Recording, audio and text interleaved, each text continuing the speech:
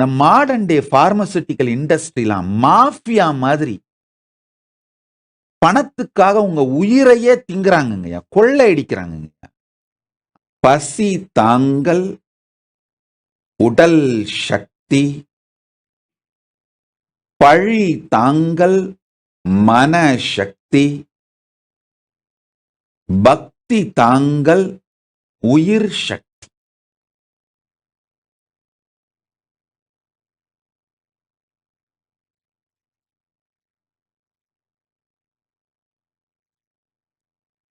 நன்றாக கேளுங்கள். இந்த தமிழ்ல என் குருமார்கள்ட்ட இருந்து நான் எப்படி கேட்டனோ அதே மாதிரி கேட்டதை கேட்டபடி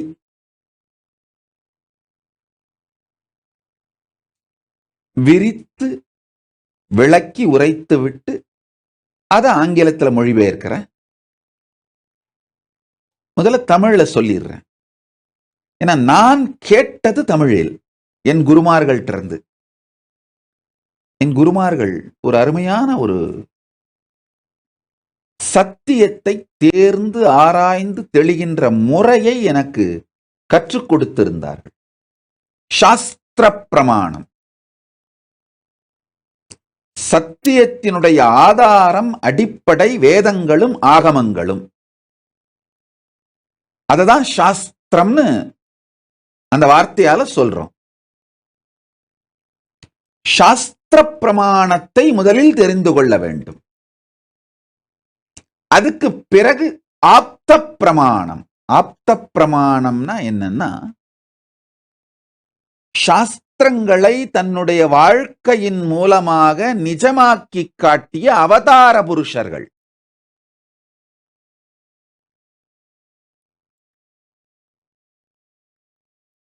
ஸ்மிருதியிலே,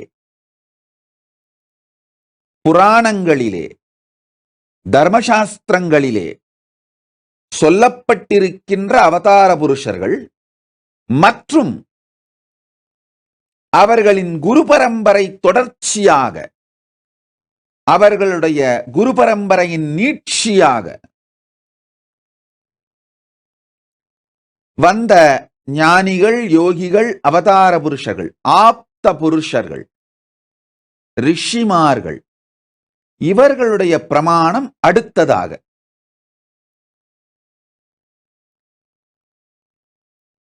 மூன்றாவதாக ஆத்ம பிரமாணம். எனக்கு உபதேசித்த அந்த குருமார்கள் அவர்களுடைய ஆத்ம பிரமாணத்தை அடிக்கோடிட்டு அவர்களுடைய அனுபூதியை தெளிவாக உரைத்து அவர்களின் அனுபூதியின் மூலமாக இந்த சாஸ்திர பிரமாணத்தையும் ஆப்த பிரமாணத்தையும் அசைபோட்டு அவர்கள் ஆத்ம பிரமாணத்தோடு சேர்த்து எனக்கு அளித்தார்கள். அதை நான் கடைபிடிக்கும் பொழுது எனக்கு மலர்கின்ற அனுபூதியை நான் அவர்களுக்கு சொன்னது சாட்சி பிரமாணம். இந்த நான்குமே நேர்கோட்டில் இருக்க வேண்டும்.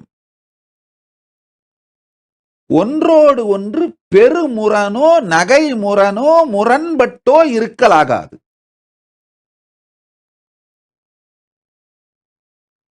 சாஸ்திர பிரமாணம், ஆப்த பிரமாணம், ஆத்ம பிரமாணம், சாட்சி பிரமாணம், இந்த நான்கும் ஒரு விஷயத்திலே ஒன்றிணைந்து இருக்குமானால் அது முழு சத்தியம். அதை நாம் உலகத்திற்கு சொல்லலாம். இதுல சில நேரத்துல சாஸ்திர பிரமாணம் மட்டும் இருந்தால் அதை மற்றவர்களுக்கு அனுபூதியாக்குகின்ற முறை நமக்கு தெரியாது. அல்லது ஆத்ம பிரமாணம் மட்டும் இருந்தால் ஒருவேளை அது நமக்கு மட்டும் நல்லதாக இருக்கலாம், மற்றவர்களுக்கு அது நல்லதா இல்லையா என்று நமக்கு தெரியாது.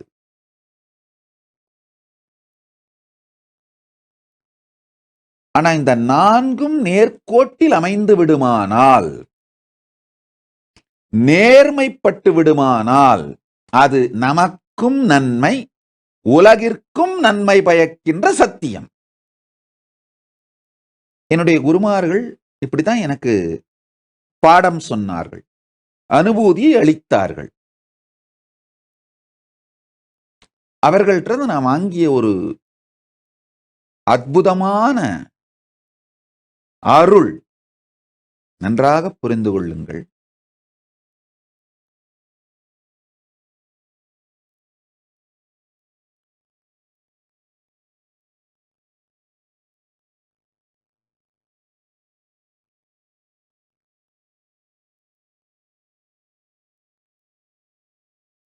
குரு பரம்பரையும்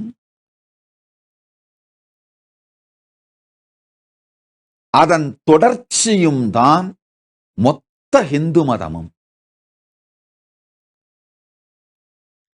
இந்து மதமே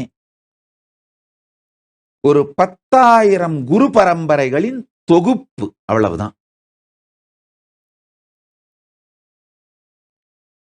இப்ப மாடர்ன் டேல ஒரு குறைந்தபட்சம் 10,000 லிவிங் லீனியேஜஸ், அதாவது உயிரோடு இருக்கின்ற, இந்த சாஸ்திர பிரமாணத்தை அடிப்படையாக கொண்டு, அடித்தளமாக கொண்டு, ஆப்த பிரமாணத்திலே மலர்ந்து, ஆத்ம பிரமாணத்திலே செழித்து, சாட்சி பிரமாணமாக தன்னை மாற்றிக்கொள்ளும் சக்தி உடைய ஒரு 10,000 குரு பரம்பரைகள் உயிரோடு இருக்கு. இந்த 10,000 குரு பரம்பரைகளோட மொத்த தொகுப்பு தான் இந்து மதம்.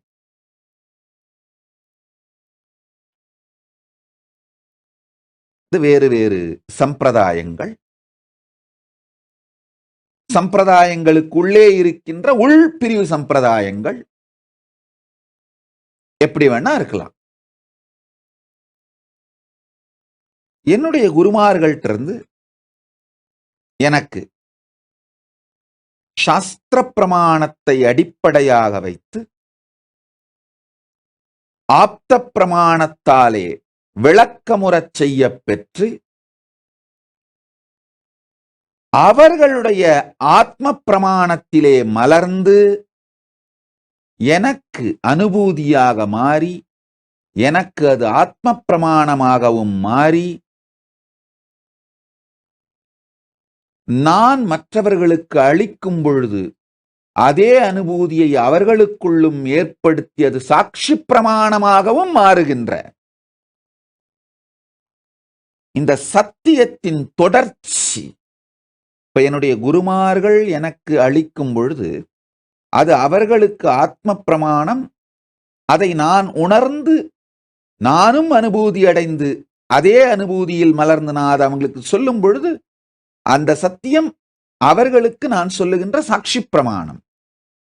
இப்ப நான் அதை அனுபூதி அடைந்து விட்டு என்னுடைய சீடர்களுக்கு அளிக்கும் பொழுது எனக்கு அது ஆத்ம பிரமாணம். என் சீடர்களும் அதே அனுபூதியை அடைந்து அதை எனக்கு அவர்களுடைய அனுபூதியை சொல்லும் பொழுது அது அவர்களுக்கு ஆத்ம பிரமாணமாக மாறும் பொழுது எனக்கு அது சாட்சி பிரமாணம். நல்லா புரிஞ்சுக்கோங்க. ஒரு சத்தியம் என் குருமார்களுக்கு ஆத்ம பிரமாணமாக இருந்து அவர்கள் எனக்கு கொடுத்து நான் அதை அனுபூதி அடைந்து அவர்களுக்கு சொல்லும் பொழுது, ஆஹா இப்படித்தான் எனக்குள்ளும் நடந்ததுன்னு சொல்லும் பொழுது அது சாட்சி பிரமாணம். அவர்களுக்கு அது சாட்சி பிரமாணம்.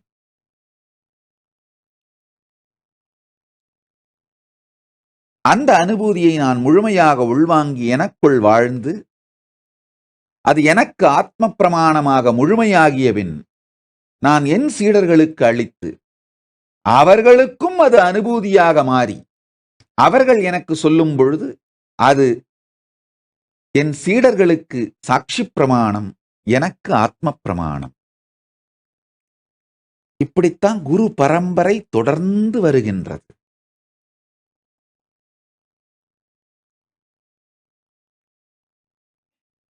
என் குருமார்கள்ட்டிருந்து நான் பெற்ற ஒரு ஆழமான சத்தியத்தை உங்களோடு இன்று பகிர்ந்து கொள்ளுகின்றேன்.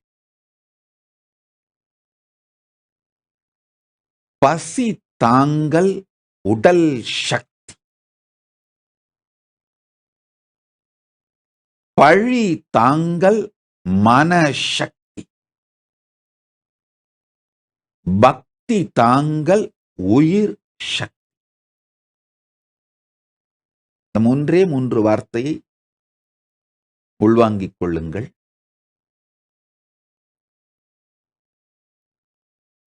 என்னிடம் பலதரப்பட்ட மக்கள்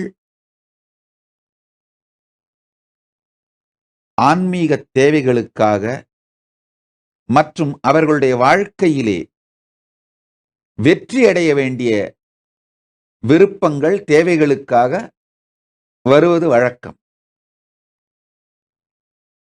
உடல் நலம் வேணுன்றவங்க, மனநலம் வேணுன்றவங்க, பொருளாதார வளம் வேணுன்றவங்க, மற்ற எடுக்கின்ற காரியங்களிலே செயல்களிலே வெற்றி அடையணும்னு நினைக்கிறவங்க, பல்வேறு காரணங்களுக்காக பல்வேறு விதமான மக்கள் வருவதுண்டு.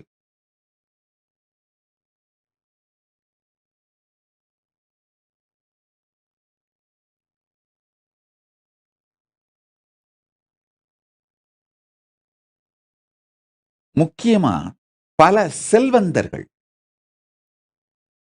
வாழ்க்கையிலே பெரும் வெற்றி அடைந்த செல்வந்தர்கள்,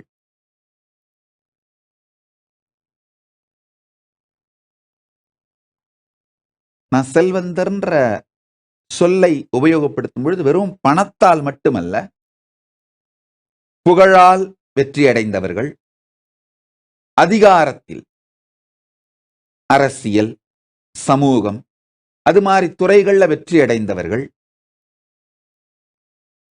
பல துறைகளிலும் வெற்றி கண்டவர்கள் பல பேர் என்கிட்ட வரதுண்டு. அவங்க எல்லாருமே ஒருவர் விடாது அது மாதிரி என்கிட்ட வந்த பல பேர், அவங்களுக்கு இருக்கிற ஒரே கவலை, சாமி என் வாரிசுகளுக்கு எப்படி இந்த பொறுப்பு தன்மையை நான் டீச் பண்றது, அவங்க இந்த லீனியேஜ், இந்த ஹெரிட்டேஜ் அப்படியே கீப் அப் பண்ணிருவாங்களா, நான் சேர்த்த பெரும் புகழும் செல்வமும் அழிந்து போகாமல் இவங்க வளர்த்துருவாங்களா, அதுக்கு ஏதாவது வழி சொல்லுங்களேன் சாமி அப்படின்னு பல பேர் கேட்கறது உண்டு. அவங்க எல்லாருக்கும் நான் சொல்றது இது ஒண்ணுதான்.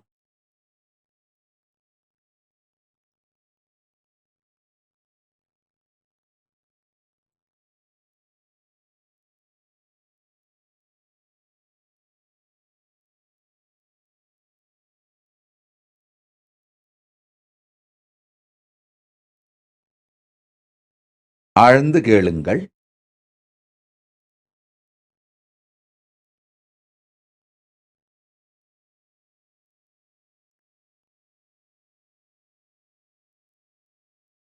நீங்கள் வாழ்க்கையிலே வெற்றியடைந்தவராக இருந்து உங்களுடைய அடுத்த தலைமுறை அதே மாதிரி வெற்றியாளர்களா மாறணும்னு நினைச்சிங்கன்னா,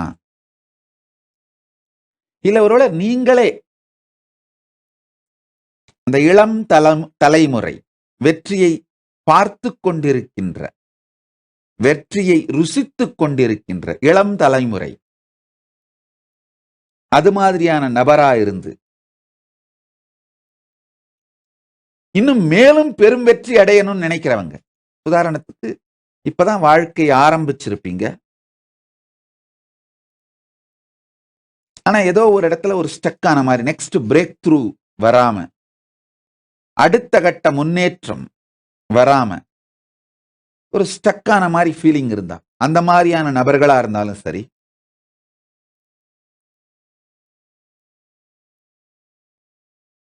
என்னிடமிருந்து கற்றுக்கொள்ள வேண்டும் என்று நினைக்கின்ற நிறைய பேர் நான் பார்த்திருக்கேன்.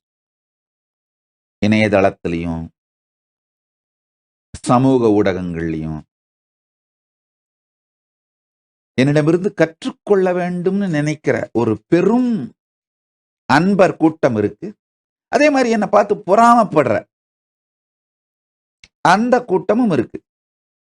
இந்த அன்பர் கூட்டத்துக்கும் சொல்றேன், எங்கிட்ட இருந்து கத்துக்கணும்னு நினைக்கிற அன்பர்களுக்கும் நான் இதை தான் சொல்ல விரும்புறேன்.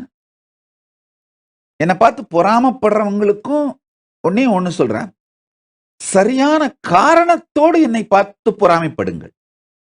உண்மையிலேயே என்னுடைய பலம் என்னவோ அதை பார்த்து நீங்கள் பொறாமைப்பட்டீர்களானால், ஒருவேளை என்னைக்காவது ஒரு நாள் அந்த பலத்தை நீங்களும் கத்துக்க வாய்ப்பு இருக்கு. எங்கிட்ட இருந்து கற்றுக்கொள்ள வேண்டும்னு நினைக்கிற அன்பர்கள் அல்லது பார்த்து பொறாமைப்படுகிறவர்கள் 2 பேருக்குமே நான் சொல்லணும்னு நினைக்கிறது இதுதான். என்னுடைய பலம் என்னன்னா, என் குருமார்கள் எனக்கு கொடுத்த மிகப்பெரிய பலம் என்னன்னா, பசி தாங்கும் உடலும் பழி தாங்கும் மனமும் பக்தி தாங்கும் உயிரும்.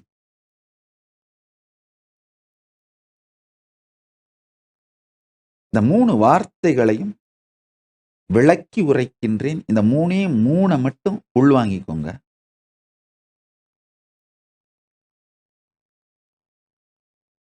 பசி தாங்கும் உடல். ஒரு நல்ல தகப்பன் மகனுக்கு செய்ய வேண்டிய கடமை என்னன்னா,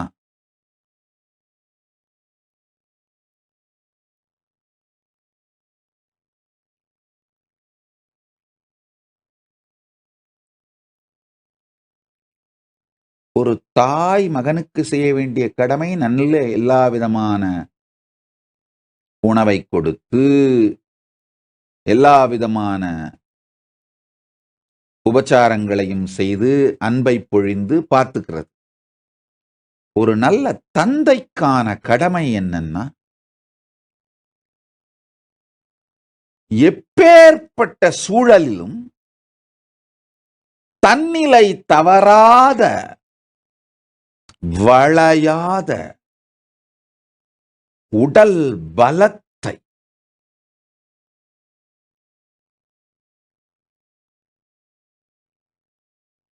மகனுக்கு உருவாக்கி தருவது.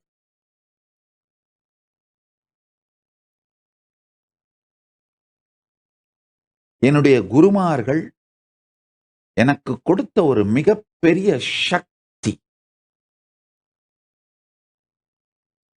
பசி தாங்கும் உடல். நம்ம எல்லாருமே நினைச்சுக்கிறோம்,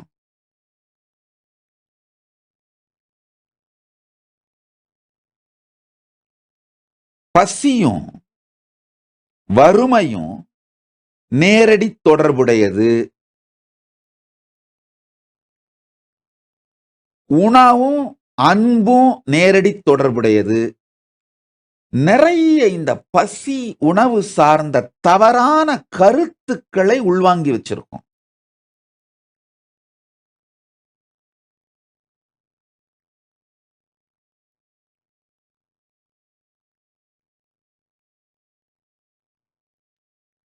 பசிச்சு சாப்பாடு கிடைக்கலனாலே நம்ம மேலேயே நமக்கு இருக்கிற மரியாதையை அழிச்சுக்கிறது, மொத்த சமூகத்தையுமே எதிரியாக பார்க்கிறது. பசியோட சேர்ந்து பல்வேறு விதமான தேவையில்லாத மன கொந்தளிப்புகளை முடிச்சு போட்டு வச்சு வாழ்க்கையை நாம் பல்வேறு விதத்திலே சீரழிக்கின்றோம். நேர்மையோடு பசியை அணுகுங்கள். வாழ்க்கையிலேயே மிகச் சிறந்த உணவு எதுன்னா, ஏற்கனவே நீங்க சாப்பிட்டு அசை போட்டு வயிற்றுக்குள் தங்கி இருக்கின்ற கொழுப்பு தான். அதை உங்கள் உடல் தானாக உண்ணுகின்ற அந்த உணர்ச்சி தான் பசி. தயவு செஞ்சு பசிங்கிற சிக்னல் உங்க மூளையால எழுப்பப்பட்ட உடனேயே உணவை கொட்டுகின்ற பழக்கத்தை நிறுத்துங்கள்.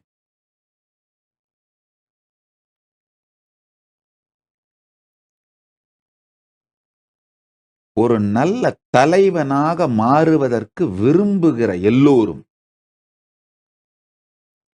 உங்க வாழ்க்கையில ஒரு நல்ல தலைவனா மாறணும்னு விரும்புற எல்லோருக்கும் என்னுடைய வேண்டுகோள் என்னன்னா, முக்கியமா நிறைய பேர் இந்த இளைஞர்கள் இந்து மதத்துக்காக சேவை பண்ணிட்டு இருக்கீங்க. நிறைய பேர். அதுலயும் இப்போ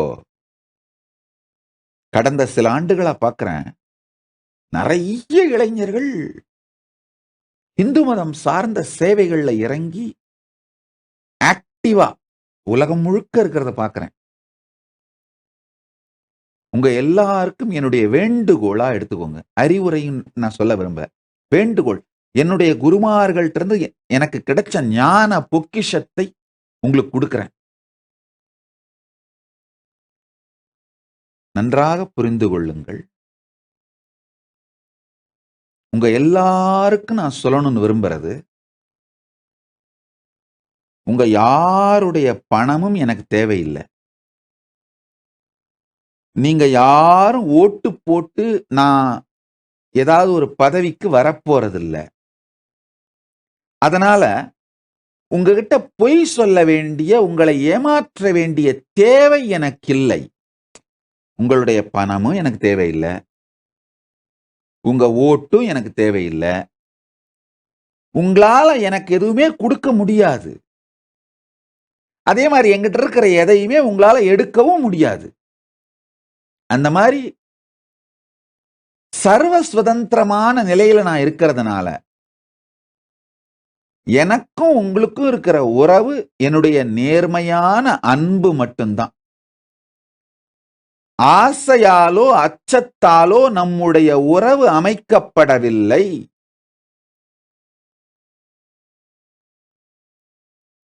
மொத்த மனித இனத்துக்குமே நான் இதை சொல்றேன். மனித இனமே, உன் மீது இருக்கின்ற நேர்மையான அன்பு, நேர்மையான காதல், அதனால் என் குருமார்கள் எனக்கு அளித்த ஞான பொக்கிஷத்தை நேர்மையோடு உங்கள் முன் பகிர்ந்து வைக்கின்றேன், உங்கள் முன் திறந்து வைக்கின்றேன்.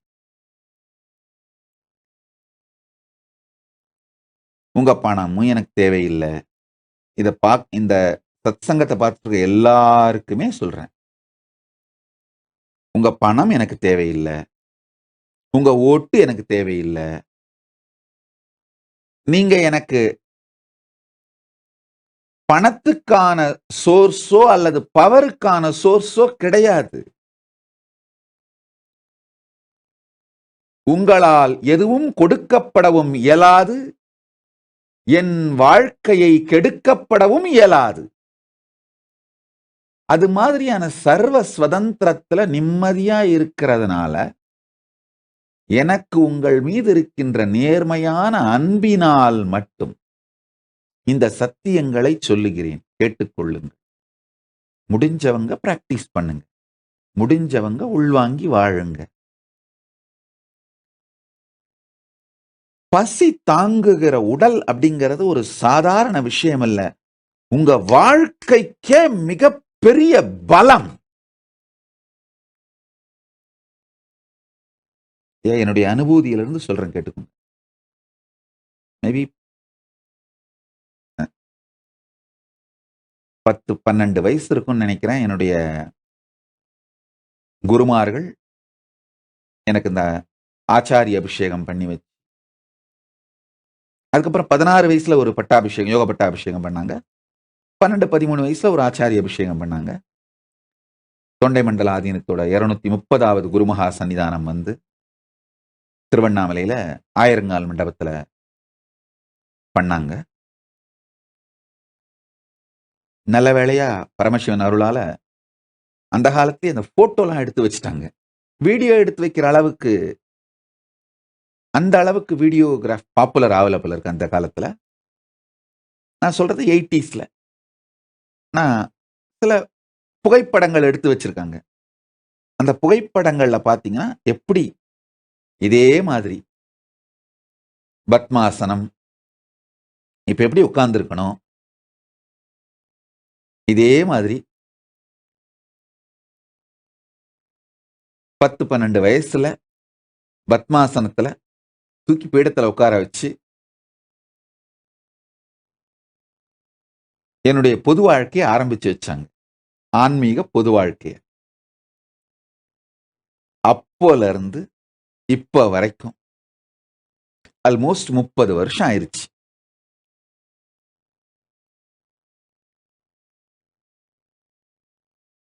ஆகமத்துல இந்த ஒரு 8 ஆசனங்கள்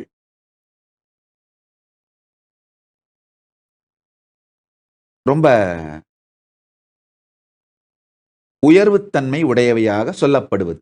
யோகாசனம், அர்த்தபத்மாசனம், ராஜாசனம், பத்மாசனம், சித்தாசனம்.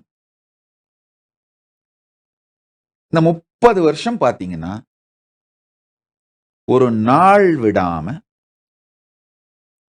உலகத்துல எங்கேயோ ஒரு இடத்துல அட்லீஸ்ட் லாஸ்ட் 20 வருஷம் டாக்குமெண்டடா போட்டோகிராஃப்ஸோட வீடியோகிராஃப்ஸோட டாக்குமெண்டடா காலையில இருந்து ராத்திரி வரைக்கும் ஒரு நாளைக்கு ஆல்மோஸ்ட் 20 மணி நேரம்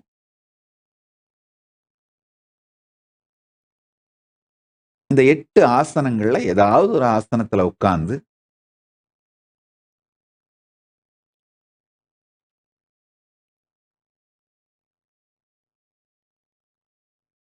தொடர்ந்து சலிப்பில்லாது, அயர்ச்சி இல்லாது, தளர்ச்சி இல்லாது, இன்டென்ஸான உற்சாகத்தோட,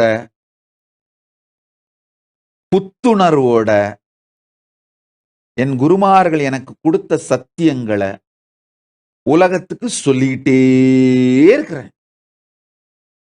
என் முன்னாடி இருக்கிற பக்தர்கள், சீடர்கள், அன்பர்கள் அவங்க வேணா மாறிக்கிட்டே இருப்பாங்க.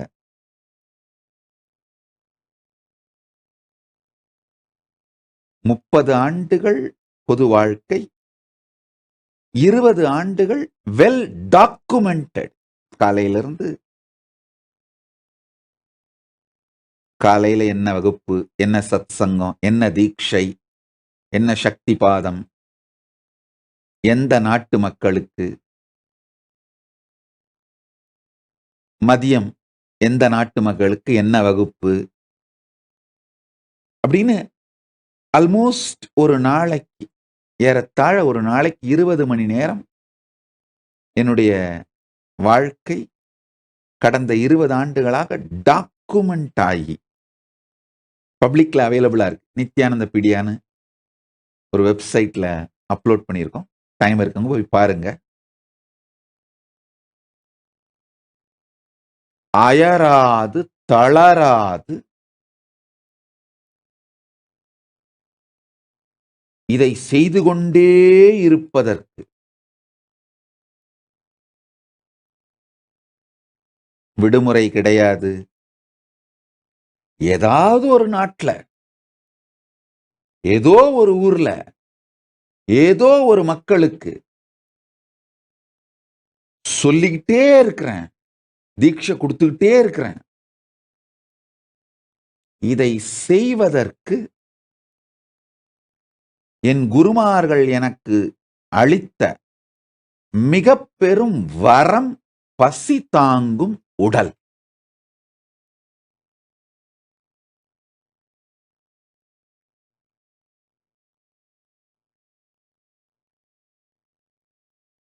என்ன வெளியிலிருந்து தாக்கிற இந்து விரோதிகளாகட்டும், பக்கத்துல வந்து வாழ்ந்து உளவு பார்த்து தாக்க முயற்சித்த இந்து துரோகிகளாகட்டும், விரோதி துரோகி 2 கும்பல் டீமே நீங்க பேசி பார்த்தீங்கன்னா ஒன்னு அவங்க தெளிவா சொல்லுவாங்க. சாமி கடும் உழைப்பாளிப்பா. அது 2 பேராலேயுமே மறுக்க முடியாது. என் விரோதிகளும் துரோகிகளும் கூட மறுக்க முடியாத ஒரு விஷயம் கடும் உழைப்பாளிங்கிறது. ஆனா உண்மையில பார்த்தீங்கன்னா, என்னுடைய தனிப்பட்ட எனக்குள்ளேயே நான் என்னை உழைப்பாளியாலாம் உணரல. இத ஒரு இயற்கையான போக்காக உணருகின்றேன். அதுக்கு காரணம் என்னன்னா,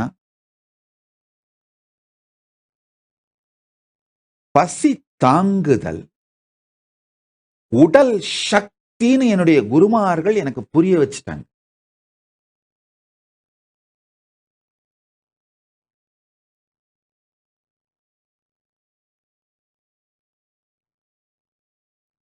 இப்போ நவீன கால அறிவியல் பல்வேறு விதமான ஆராய்ச்சிகள் எல்லாம் பண்ணி ஒரு மனிதன் நீண்ட ஆயுளோடு நீண்ட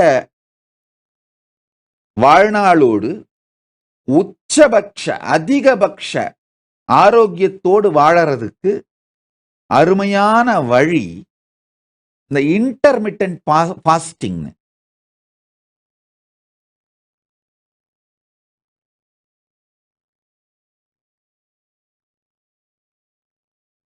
உணவை குறைத்தல், அது எடுத்துக்கொள்ளும் காலத்தை முறைப்படுத்துதல் அப்படின்லாம் பேசிட்டு இருக்காங்க. நம்முடைய இந்து பாரம்பரியத்திலே தெள்ளத் தெளிவாக நீண்ட நெடிய ஆராய்ச்சிகளுக்கு பிறகு இந்த சத்தியங்களை சரியா பாதமாக பெருமான் ஆகமத்துல மிக தெளிவாக வகுத்து அளித்து விட்டார்.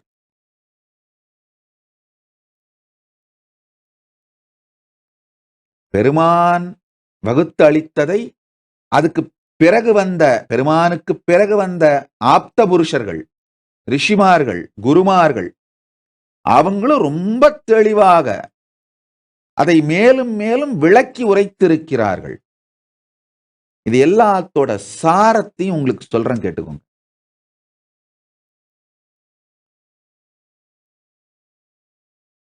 ஒரு நாளைக்கு ஒரு வேளை சைவ உணவு,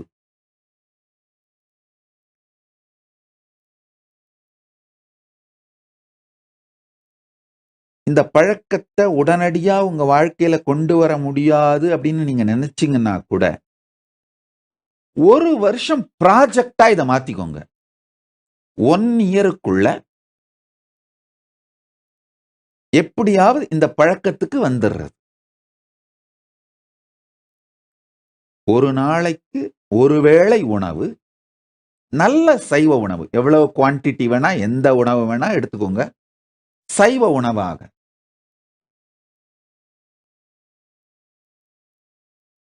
ஒரு வேளையோடு இத ஆரம்பிச்சிட்டீங்கன்னா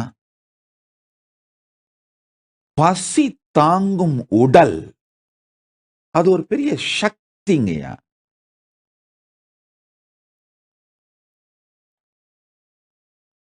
பசி தாங்கும் உடல் வாழ்க்கைக்கே மிகப்பெரிய வரம்ங்கய்யா.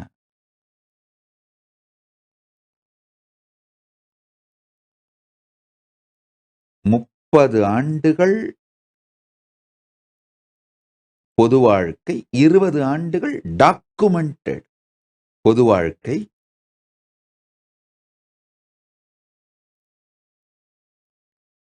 ஆனா இன்னமும் ஒரு நாள் கூட ஒரு அழற்சியோ அயற்சியோ சோர்வோ உடலாலோ மனதாலோ நான் உணர்ந்ததே இல்லை.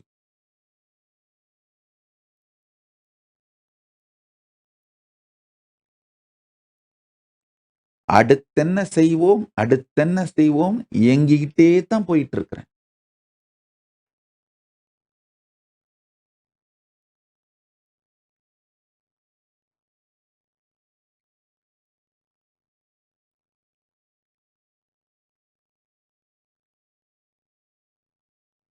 பல்வேறு வார்த்தைகளால் பல்வேறு உதாரணங்களால் இந்த பசி தாங்கும் உடலுடைய சக்தியை என்னால விளக்கிக்கிட்டே போக முடியும்.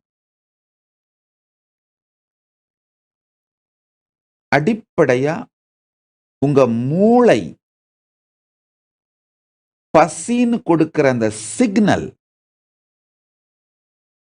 உண்மையிலேயே உங்கள் உடல் தனக்குள் சேர்த்து வைத்திருக்கும் கொழுப்பை எரிக்கின்ற செயல்தான். உடனடியா வெளியிலிருந்து உணவை போட்டு உங்களை அழுத்தாதீர்கள்.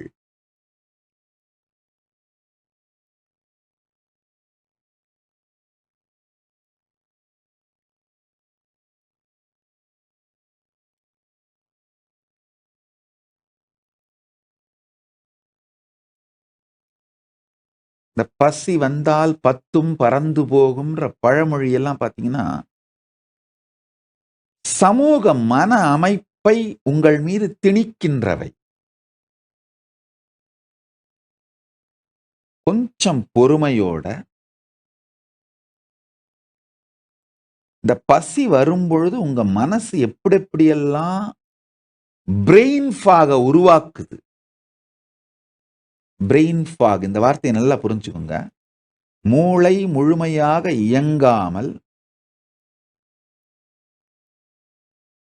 எரிச்சலை உண்டாக்கி குழப்பத்தை உண்டாக்கி உங்கள் மீதே உங்களை பற்றி ஒரு சலிப்பை உண்டாக்குவதுதான் பிரெயின் ஃபாக். ஆரம்பத்தில் நீங்க இந்த ஒருவேளை உணவுக்கு உங்களை ஒழுங்குபடுத்தும் பொழுது இந்த பிரச்சனை எல்லாம் வரும். கொஞ்சம் பொறுத்து கொண்டு உங்களுடைய உடலையும் மனதையும் கொஞ்சம் யோகா பண்றது, ஈவன் ஜிம்முக்கு போற பழக்கம், ஒர்க் அவுட் பண்றது கூட ஓகே. கொஞ்சம் கடுக்கா பொடி எடுக்க ஆரம்பிச்சிங்கன்னா உங்க உடம்புல இருக்கிற ஒட்டுண்ணிகளும் உயிருண்ணிகளும், இந்த ஒட்டுண்ணி உயிருண்ணிகள்ல தேவையில்லாதது சிலது இருக்கு, தேவையானது சிலது இருக்கு. இந்த தேவையில்லாத ஒட்டுண்ணிகள் உயிருண்ணிகளை கடுக்காப்பொடி வெளியில் எடுத்துரும். கடுக்காய்ப்பொடி, தினமும் கடுக்காய்ப்பொடி எடுக்கின்ற பழக்கம் வந்ததனாலே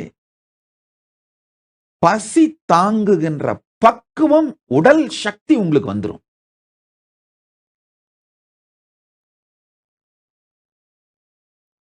தயவு செய்து இப்ப நான் சொல்ற விஷயங்களை ரொம்ப சின்னதா தள்ளி விடாதீங்க. உடலை மாத்திரம் பசி தாங்கும் சக்தியோடு உருவாக்கி விட்டீர்களானால் நாள் முழுக்க ஃப்ரெஷ்ஷா இந்த மொத்த பிரபஞ்சத்தோடையும் ஒரு ஃப்ரெஷ்ஷான ரொமான்ஸ்ல இருப்பீங்க, அலைவா இருப்பீங்க. அடுத்தென்ன அடுத்தென்ன அடுத்தென்னு உற்சாகத்தோடு இயங்குகின்ற உயர்நிலைக்கு பசி தாங்கும் உடல் மிகப்பெரிய பலமா இருக்கும்.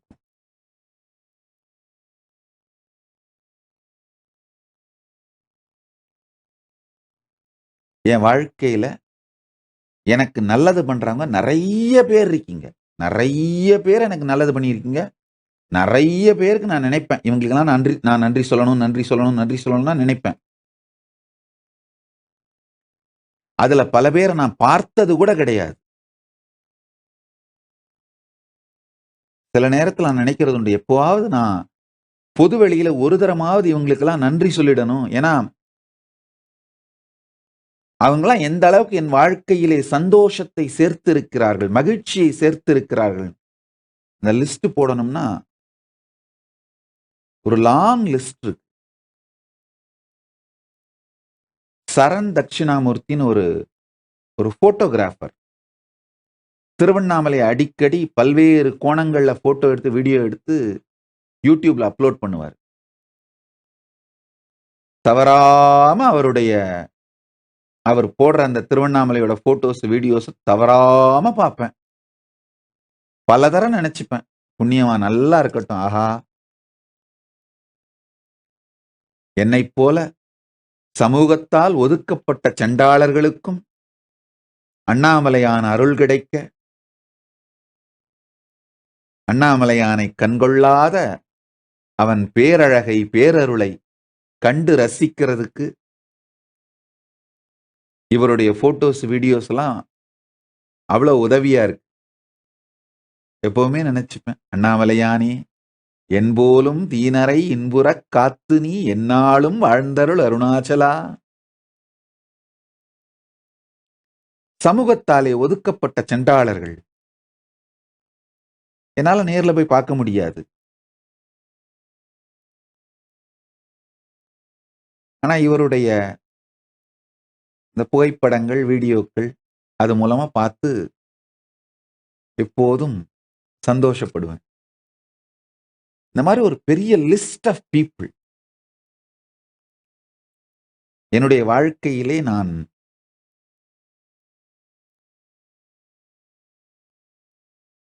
நன்றி கடன் பட்டதாக உணர்கின்றேன். அதே மாதிரி இன்னொருத்தர், இவங்களெல்லாம் மென்ஷன் பண்ணிடணும்னு நினைக்கிறேன். இந்த சத் சங்கத்துக்கு நடுவுல வாய்ப்பு வரும் பொழுதே இதெல்லாம் மென்ஷன் பண்ணிடுறேன். அட்லீஸ்ட் குறைஞ்சபட்சம் அவர்களுக்கு என் நன்றியாவது சொல்லிடுறேன்.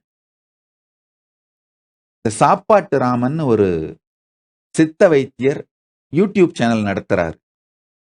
அவர் ஜீரண ரகசியம்னு சொல்லி ஒரு அருமையான ஒரு சப்ளிமெண்ட்,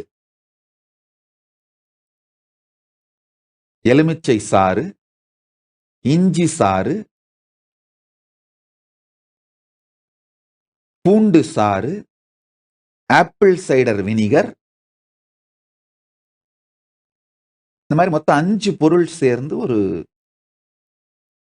ஜீரண ரகசியம்னு ஒரு வீடியோ போட்டிருக்காரு.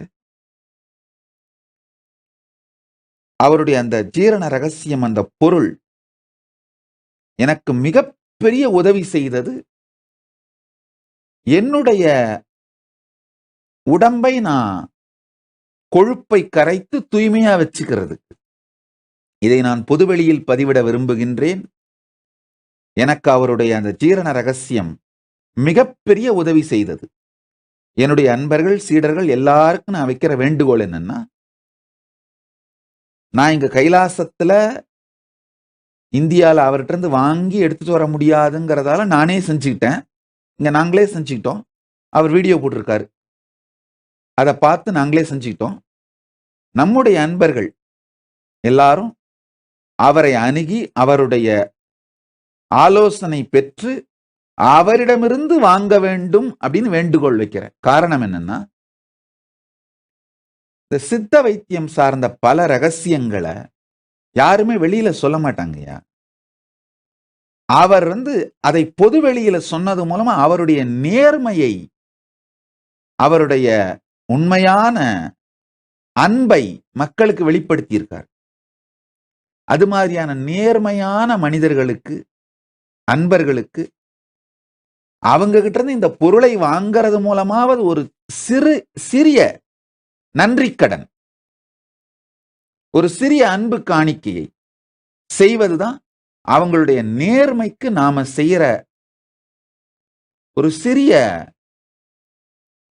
அன்பளிப்பாக இருக்கும் நினைக்கிறேன்.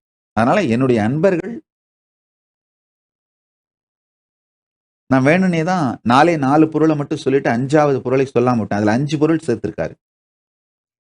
ஏன்னா நீங்களே போய் அந்த வீடியோ பாருங்க. அப்புறம் நீங்க அவரை நேரடியா அப்ரோச் பண்ணுங்க. நீங்க செஞ்சு யூஸ் பண்றதுக்கு பதிலா அவரை அப்ரோச் பண்ணி கன்சல்டேஷன் பண்ணி அவர்கிட்ட இருந்து வாங்குங்க. நல்லா புரிஞ்சுக்கோங்க. இந்த மாடர்ன் டே பார்மசூட்டிக்கல் இண்டஸ்ட்ரிலாம் மாஃபியா மாதிரி பணத்துக்காக உங்க உயிரையே திங்குறாங்கய்யா, கொள்ளை அடிக்கிறாங்க. ஆனா நம்முடைய இண்டிஜினியஸ் டாக்டர்ஸ், நம்முடைய வேறாக இருக்கின்ற சித்த மருத்துவர்களும் ஆயுர்வேத மருத்துவர்களும் அவங்க வாழ்க்கையே இழந்தா கூட அவர்களுடைய அந்த மருத்துவ ஞானத்திற்கு கற்பிழக்காமல், அவர்களுடைய கற்புல காம்ப்ரமைஸ் பண்ணிக்காம, உங்களுடைய உயிருக்கு நேர்மையாக இருந்து அந்த ரகசியங்களை உலகத்துக்கெல்லாம் சொல்லிட்டு இருக்காங்க.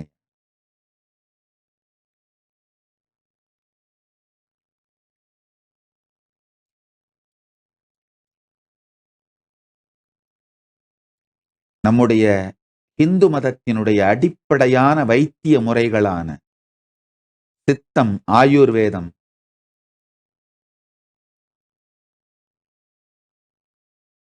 இவைகளை அழிப்பது நம்ம உயிரை குடிப்பதற்காக, பணத்திற்காக நம்முடைய உயிரையே குடிக்கின்ற மிகப்பெரிய பார்மா மாஃபியாங்க. என்றாவது ஒரு நாள் என் மக்கள் இதை புரிந்து கொள்வீர்கள். புரிஞ்சுக்கிற வரைக்கும் நான் சொல்லிக்கிட்டே இருப்பேன், அவ்வளவுதான்.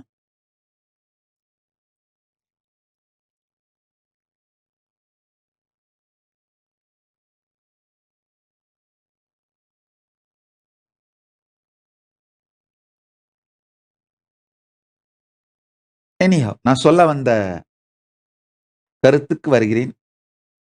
சாப்பாட்டு ராமன் சித்த வைத்தியர் அவர்களுக்கு என் நன்றியை சமர்ப்பிக்கின்றேன். அவருடைய அந்த ஜீரண ரகசியம், எனக்கு ஒருவேளை உணவு அருந்துகிற பழக்கம் தான், என்னுடைய வாழ்க்கை முறை ஒருவேளை உணவு தான். ஆனா எனக்கு கூட அது ரொம்ப உதவுச்சு.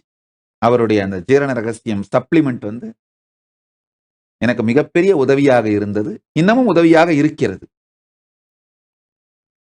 அந்த ரெசிப்பிய, செய்முறையை வெளியிட்டதற்காக அவருக்கு நன்றி.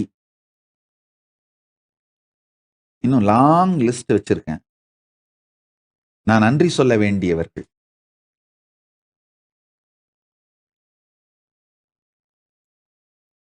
அதே மாதிரி நாட்டு நடப்பை நான் தெரிந்து கொள்ளணும்னு நினைச்சேன்னா, இப்போ உலகளாவிய இந்து மதம் சார்ந்த செய்திகள், எனக்கு வேற எதுலயும் இன்ட்ரெஸ்ட் கிடையாது. இந்து மதத்தை பத்தி மட்டும்தான் இன்ட்ரெஸ்ட்.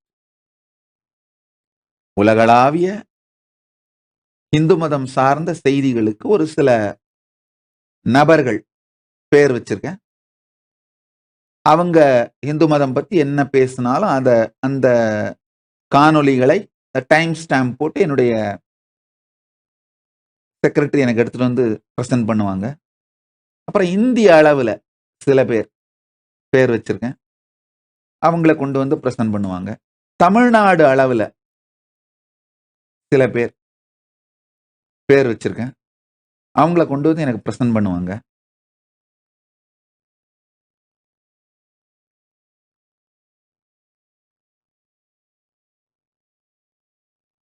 முதல்ல நினைச்சேன் இவங்க பேரெல்லாம் நம்ம பொதுவெளியில சொல்லாம இருந்துடலாமா அப்படின்னு. பிறகு எனக்கு தோணியது, நான் யாரை நேர்மையானவர்கள் என்று நம்புகிறேனோ, யார் மூலமாக யாருடைய செய்திகளை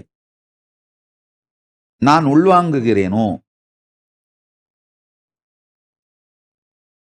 அவர்களுக்கு நான் நன்றி கடன் பட்டிருக்கிறேன். இந்த மாதிரி நேர்மையோடு நடக்கின்ற விஷயங்களை அவங்க சொல்றதுனாலதான் எனக்கு தெரிய வருது. ஒரு 10-15 பேர் அந்த லிஸ்ட்ல இருக்காங்க. ஐயா கிஷோர் கே சுவாமியை ரொம்ப பிடிக்கும், ரங்கராஜ் பாண்டி ஐயாவை பிடிக்கும், மாரிதாஸ் ஐயாவை பிடிக்கும், இளைய பாரதம் கார்த்திக் கோபிநாத் அவரை பிடிக்கும். இவங்க எல்லாருடைய அவங்க போடுற காணொளிகள் மூலமா தான் இந்து மதம் சார்ந்த எந்த விஷயத்தையும் தெரிஞ்சுப்பேன். இவங்களுடைய நேம்ஸ் எல்லாம் கொடுத்து வச்சிருக்கேன். அவங்க என்ன வீடியோ போட்டாலும் அதுல இந்து மதம் சார்ந்து என்னென்ன விஷயங்கள் இருந்தாலும் அதை டைம் ஸ்டாம்ப் போட்டு எனக்கு எடுத்துட்டு வந்து ஸ்க்ரோல் பண்ணி காமிச்சிருவாங்க. இதுல யாரையும் நான் ஆக்சுவலா ரங்கராஜ் பாண்டே ஐயா தவிர வேற யாரையும் நான் நேர்ல பார்த்தது கிடையாது. எனக்கு பழகியது கிடையாது. ஆனா இவங்க எல்லாருடைய நேர்மையும் எனக்கு ரொம்ப பிடிக்கும்.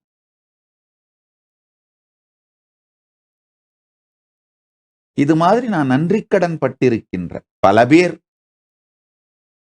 ஒரு பெரிய லிஸ்ட் இருக்கு. அவங்களுடைய மூலமாலாம் கைலாசத்துக்கு பல விதத்துல உதவி இருக்கவங்க. இவங்க எல்லாருக்குமே என்னுடைய வேண்டுகோள், கொஞ்சம் ஆரம்பத்துல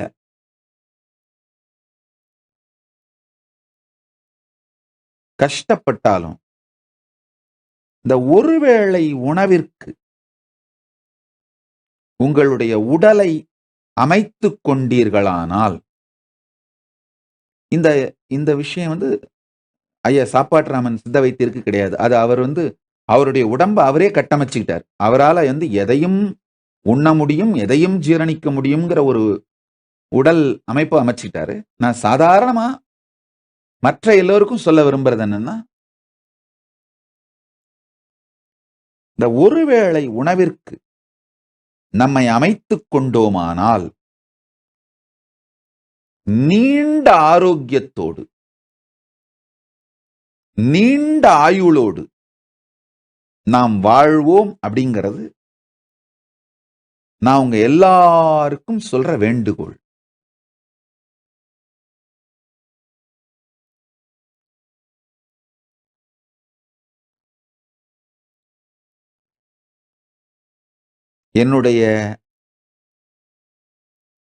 நான் யாரை நேர்மையாக நேசிக்கின்றேனோ அவங்க எல்லாருக்குமே நான் வைக்கிற வேண்டுகோள், நம்ம எடுத்திருக்கிற இந்த மனித உடல் அமானுஷ்யமான சக்திகளை உடையது.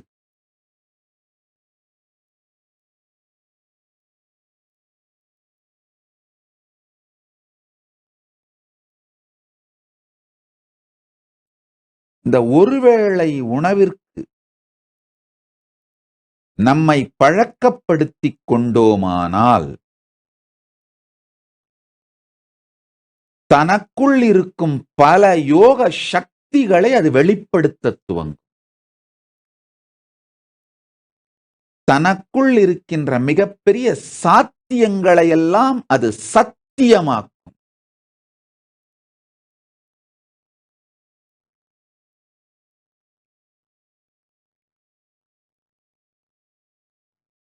பெரிய பெரிய செல்வந்தர்கள், வெற்றி அடைந்தவர்கள் என்கிட்ட அவர்களுடைய குழந்தைகளை, அடுத்த தலைமுறையை எப்படி பயிற்சி பண்ணணும், எப்படி வளர்க்கணும்னு கேட்கும் பொழுதெல்லாம் நான் உங்களுக்கு சொல்ற ஒன்னே ஒண்ணு இதுதான்.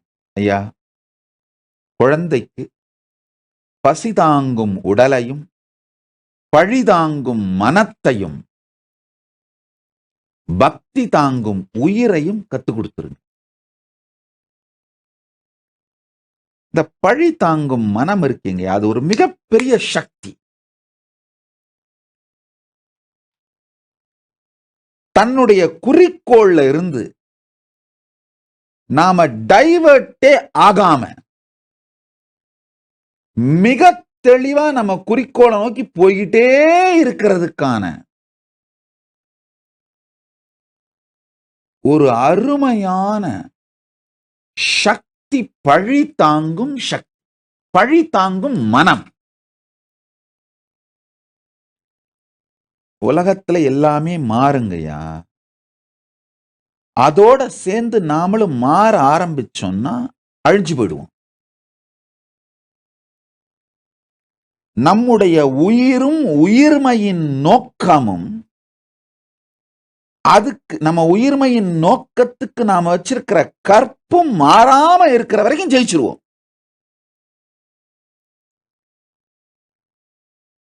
ஏர்லியஸ்ட் என்னுடைய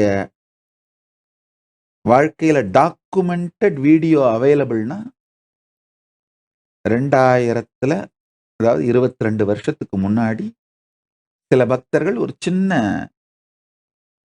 வீடியோ எடுத்து அதை பிற்காலத்துல எங்களுக்கு அனுப்புனாங்க. இப்போ கிடைச்சதை அப்லோட் பண்ணியிருக்கோம்.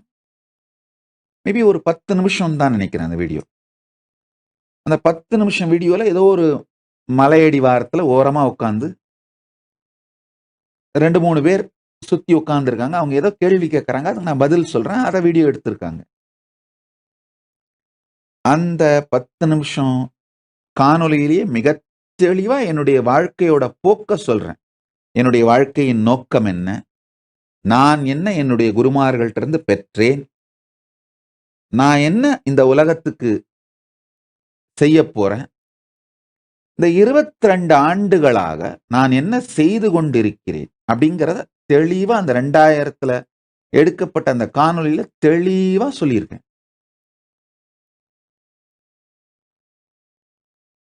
30 ஆண்டுகள் பொது வாழ்க்கையா இருந்தாலும், இந்த 2000த்துல இருந்து டாக்குமெண்டட் லைஃப் 2000த்துல எடுக்கப்பட்ட அந்த காணொளியை எடுத்து இப்ப பார்த்தீங்கன்னா, நித்யானந்த பீடியால அப்லோட் பண்ணியிருக்கோம்.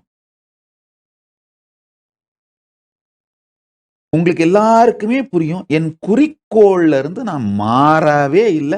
என் குறிக்கோளுக்கு, என் உயிர்மைத் தன்மைக்கு, ஏன் நான் உயிரோடு இருக்கின்றேன் அப்படிங்கிற அந்த குறிக்கோளுக்கு நான் கொண்ட கற்பு மாறவே இல்ல. எப்பேற்பட்ட பழிச்சொல், தாக்குதல் என்னென்ன வந்தாலும், எத்தனை ஷேமிங் உண்டோ, அந்த பாடி ஷேமிங் என்னென்னவோ சொல்றாங்க இல்லையா, கேரக்டர் அசாசினேஷன், எல்லா விதமான தாக்குதல்களையும் பார்த்து முடிச்சிட்டேன். அது எதுவுமே என் குறிக்கோளுக்கு நான் கொண்ட கற்பை ஒரு சிறிது கூட மாற்ற முடியல. காரணம் ஒன்னே ஒண்ணுதான். என் குருமார்கள் சின்ன வயசுலயே எனக்கு இதை கத்து கொடுத்துட்டாங்க. பழி தாங்கும் மனசக்தி.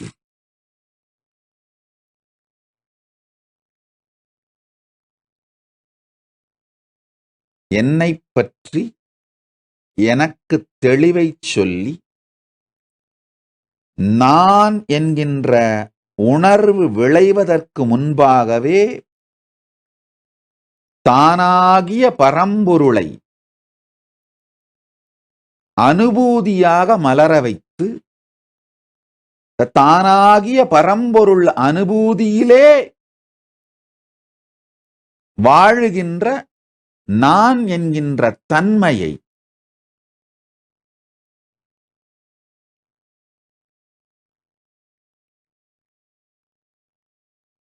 அவர்களுடைய பேர் அருளாலே கொடுத்து விட்டார்கள். நல்லா புரிஞ்சுக்கோங்க.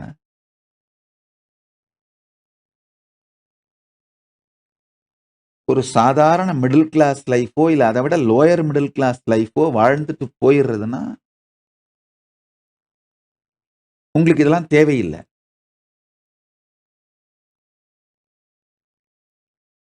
வாழ்க்கையில ஏதாவது சாதிக்கணும்னு நினைச்சீங்கன்னா தலைவனாகணும். எந்த துறையில் தலைவனாகணும்னு நினைச்சாலும் சரி, அரசியல், ஆன்மீகம், சினிமா, பொதுவெளி, செய்தி, ஊடகத்துறை, எந்த துறையில் தலைவனாகணும்னு நினைச்சீங்கன்னாலும்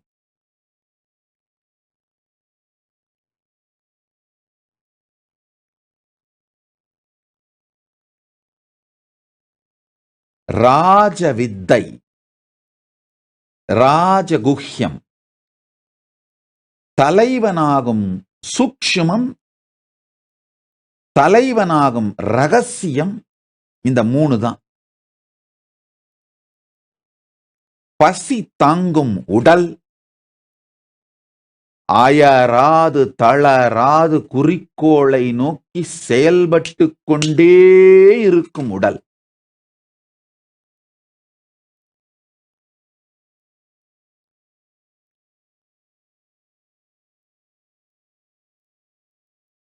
விடத்தாலும் முடக்கப்பட இயலாத வீரியம் கொண்ட உடல்.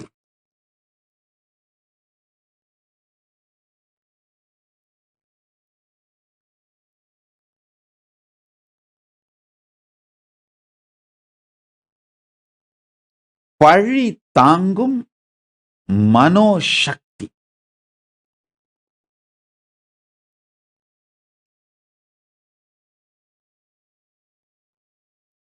இந்து மீசியா மீடியாவால் கொட்டப்பட்ட விஷம் நெருப்பு ஆற்றிலே நீந்தி கரை கண்டவன்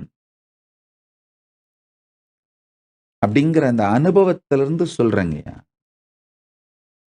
இந்து மீசியா, இந்த வார்த்தையை நன்றாக புரிந்து கொள்ளுங்கள். அதாவது மொத்த உலகளாவிய இந்து விரோத சக்திகள், இந்து விரோத தீய சக்திகள், அந்த நெட்வொர்க் தான் இந்து மீசியா.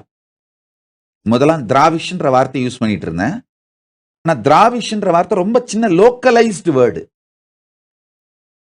அந்த ஹிந்து மீசியாங்கிற அந்த குளோபல் நெட்வொர்க் தான் திராவிஷ்ன்ற முகமூடிய மாட்டிக்கிட்டு தமிழ்நாடு அந்த லெவல்ல விளையாடுது.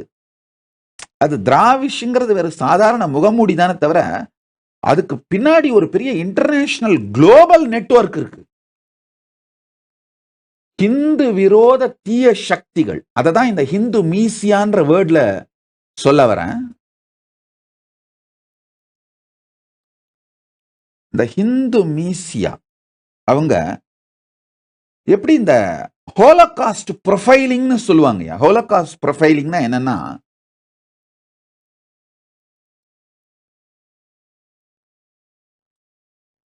ஒரு நபர் உருவாகி வரும் பொழுதே அவருடைய ஃபியூச்சர் பாசிபிலிட்டிய ப்ரெடிக்ட் பண்ணி அப்பவே அழிச்சிருவாங்க. அதுதான் ஹோலோகாஸ்ட் ப்ரொஃபைலிங். இந்த ஹிந்து மீசியா கும்பல், இந்து விரோத தீய சக்திகள் என்னை தாக்கி அழிக்க முயற்சி பண்ணப்போ நான் ஒன்னும் கைலாசத்தை செஞ்சு முடிச்சிடல.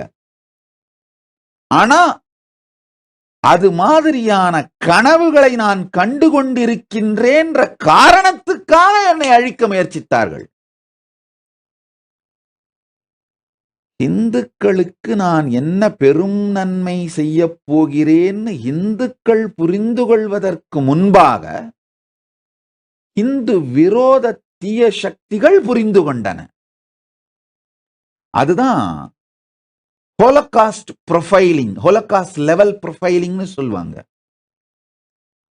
ஒருவன் முளைத்து வரும் பொழுதே இவன் எப்படி கிளைத்து எழுவான் அப்படிங்கறத புரிஞ்சுக்கிட்டு ஹோலோகாஸ்ட் ப்ரொஃபைலிங் பண்றது.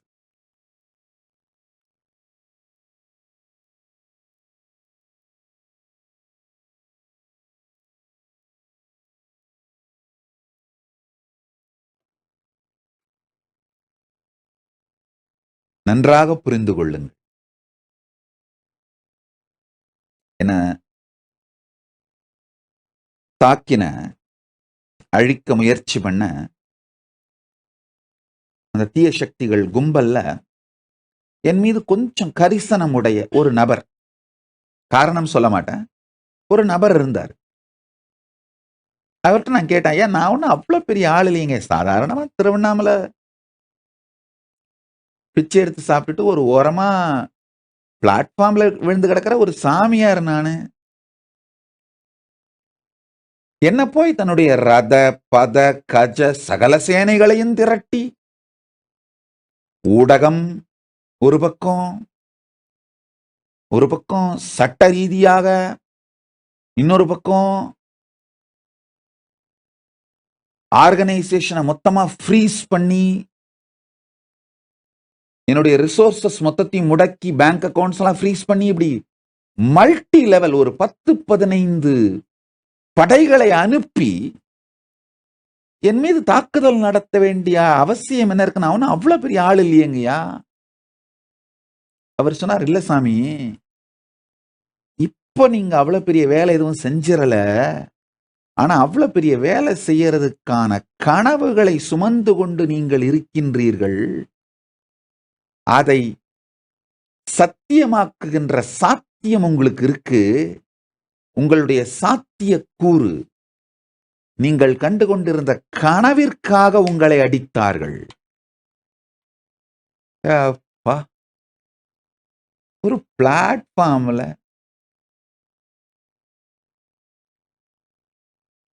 என்ன ஒரு சினிமால சொல்லுவாங்க இல்லையா,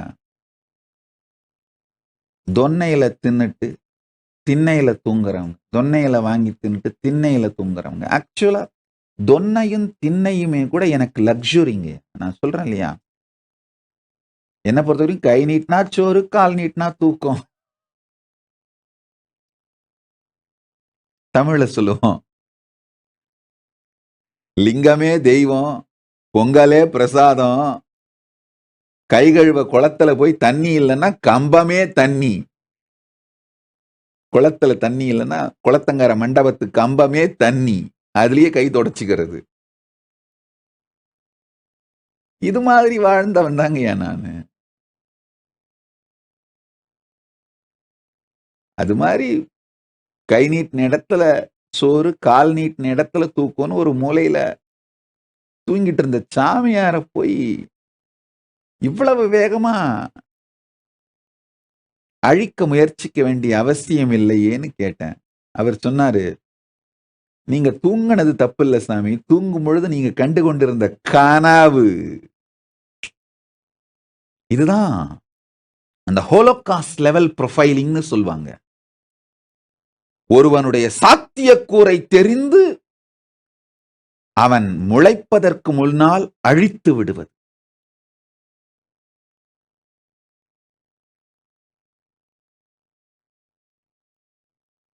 பரமசிவன் பேரருளாலே இந்த ஹிந்து மீசியா கும்பலிடமிருந்து தப்பித்தேன். பரமசிவன் காப்பாற்றி விட்டார். அதுதான் உண்மை. அவருடைய நேரடி கருணையினால்தான் இந்த இந்து மீசியா கும்பலுடைய பெருந்தாக்குதலிலிருந்து தப்பித்தேன். இல்லைன்னா நான் ஒன்னும் அந்த அளவுக்கு ஸ்ட்ராட்டஜி எல்லாம் பண்ண தெரியாதுங்க.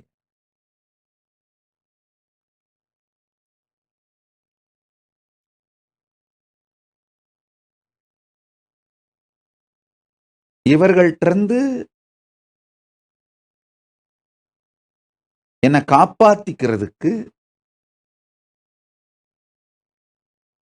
பொறுமையான அமைதியான விதத்திலே என் குறிக்கோளிலிருந்து நான் விலகாமல்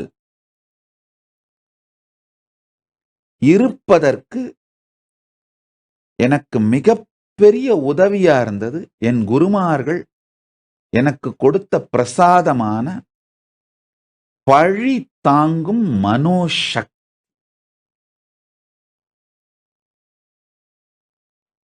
பழி தாங்கும் மனோசக்தி.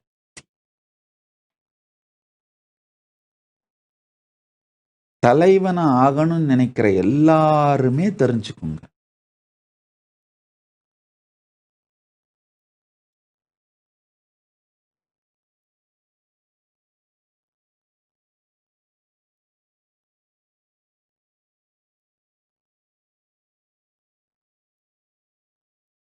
ஒரு மனிதன் பழி தாங்குகிற மனோசக்தியை வளர்த்து கொண்டானால் உண்மையில பாத்தீங்கன்னாங்கய்யா,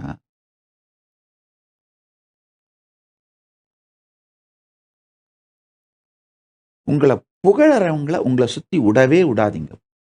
உங்களை புகழறவங்க தான் மிகப்பெரிய திருட்டு பசங்களா இருப்பானுங்க, குள்ளநரி கும்பலா இருப்பானுங்க.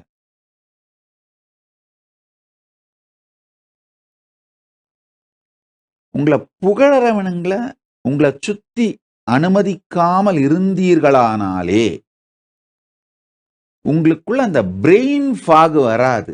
வாழ்க்கைய பத்தி ஒரு மதமதப்போ மமதையோ வராது.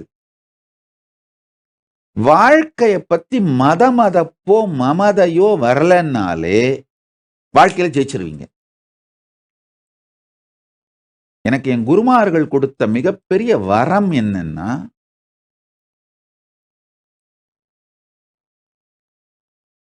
என்ன அவங்க பீடத்துல வச்சப்போ எந்த மாதிரி வாழ்க்கை முறை எனக்கு கொடுத்தாங்களோ கை நீட்டினா சோறு, கால் நீட்டினா தூக்கம், மொத்தமா ஒரு 10 பொருள் தான் அவங்க எனக்கு கொடுத்த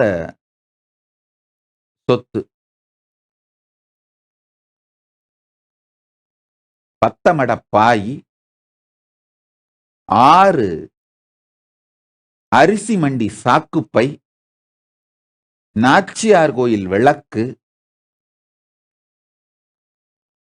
ஸ்ரீரங்கத்து உலக்க. அந்த உலக்க அரிசி குத்துறதுக்கெல்லாம் இல்ல, ராத்திரில ஆசிரமத்துக்கு கதவை மூடிட்டு கதவுக்கு அந்த முட்டு கொடுக்கறதுக்காக, இந்த கதவு யாரும் உடைச்சிட்டு திறந்துராம இருக்கிறது முட்டு கொடுக்கறதுக்காக இந்த திருவரங்கத்து உலக்க. இந்த மாதிரி மொத்தமா ஒரு 10 பொருள். ஈரோடு பவானி தரை கம்பளம் தறி,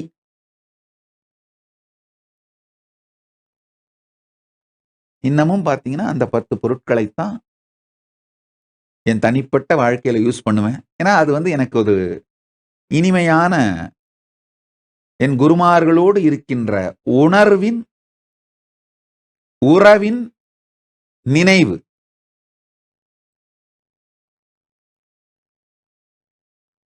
அவங்க என்ன மாதிரி வாழ்க்கை எனக்கு கொடுத்தாங்களோ அதை அப்படியே வாழறதுக்கு, தொடர்ந்து வாழறதுக்கு, எத்துணை செல்வமும் எது சுற்றி சேர்ந்தாலும்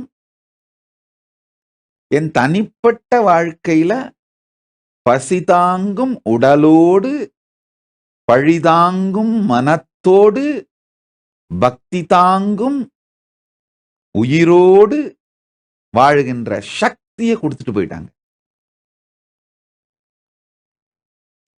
நான் யாருக்கெல்லாம் நன்றி கடன் பட்டிருக்கணும், என்னுடைய திருவோட்டுல ஒரு பருக்கை அரிசி போட்டிருந்தா கூட நான் உங்களுக்கெல்லாம் நன்றி கடன் பட்டிருக்கேன். என்னுடைய அறிவுல ஒரு அக்ஷரத்தை, ஒரு கருத்தை எனக்கு சேர்த்திருந்தீங்கன்னா உங்களுக்கு எல்லாருக்கும் நான் நன்றி கடன் பட்டிருக்கேன்.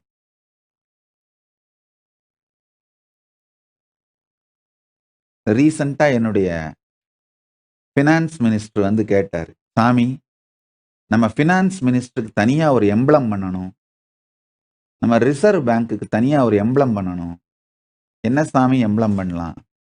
நான் சொன்னேன், அப்பா நமக்கு வருமானம் எப்படி வருது? பிச்சை எடுக்கிறது தான். அதனால பரமசிவன் படத்தை மேல போட்டு கீழே திருவோட்ட போட்டுக்கோ, அதான் நம்ம எம்பளம், வேற ஒண்ணும் கிடையாது. நம்ம பினான்ஸ் மினிஸ்டர் எம்பளமா? ஏன்னா திருவோட்டுக்கு நன்றியோட இரு, அவ்வளவுதான்.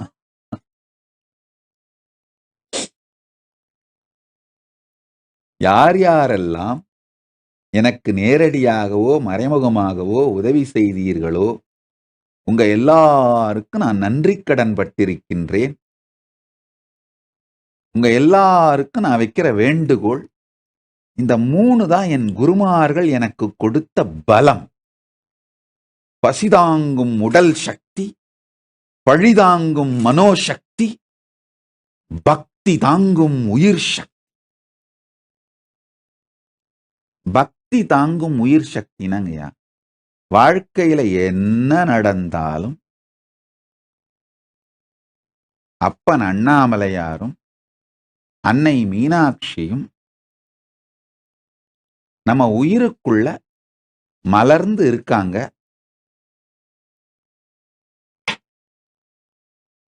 அவர்கள் இந்த உயிருக்குள் மலர்ந்து இருந்தாலே போதுமானது.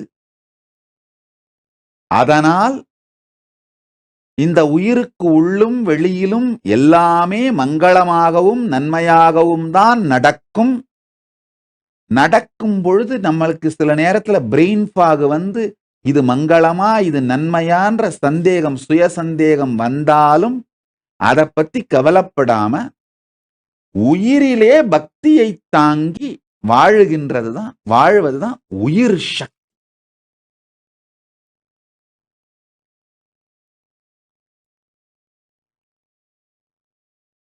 எப்பேற்பட்ட பிரச்சனைகள், தாக்குதல்கள் வந்தாலும் பல நேரத்துல இந்த இந்து மீசியா கும்பல், தீவிரவாத கும்பல், தீய சக்திகள் கும்பல் ஆசிரமத்துக்கு நெருப்பெல்லாம் வச்சு விட்டுருவாங்க. எரிஞ்சிட்டு இருக்கும் சுத்தி. நான் பாட்டுக்கு காலையில எந்திரிச்சோடனே என்ன பண்ணுவேன், அது நெருப்பு அணைக்கிறதுக்கு வேலை செய்யற ஒரு டீம் வேலை செய்யட்டும், நம்ம சத் சங்கத்தை ஆரம்பிப்போம்பா, வாப்பா அப்படிம்பேன்.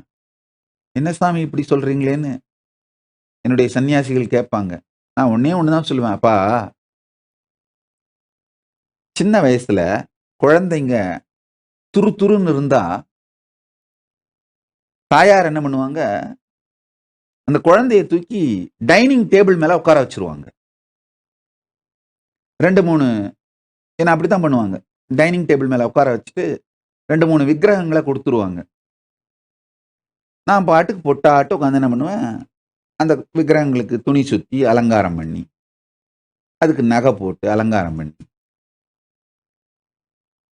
நான் பாட்டுக்கு அவங்களோட பேசிக்கிட்டு, அவங்க என் கூட பேசிக்கிட்டு அப்படியே உட்காந்துருப்பேன்.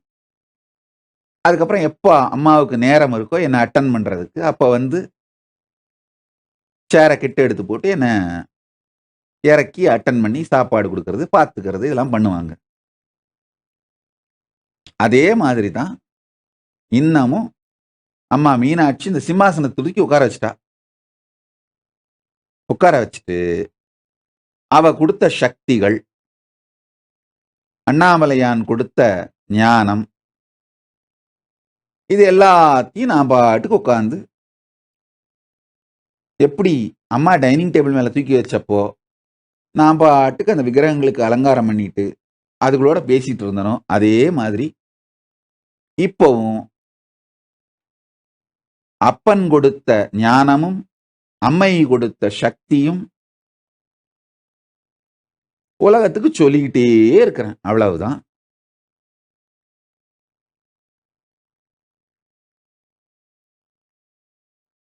இதுல ஒன்னும் பெரிய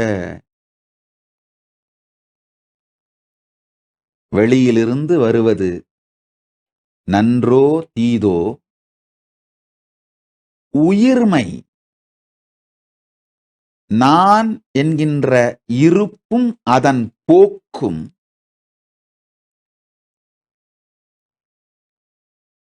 பெருமானின் இருப்பு பக்தியை தாங்குமானால் அதுதான் உயிருக்கான சக்தி.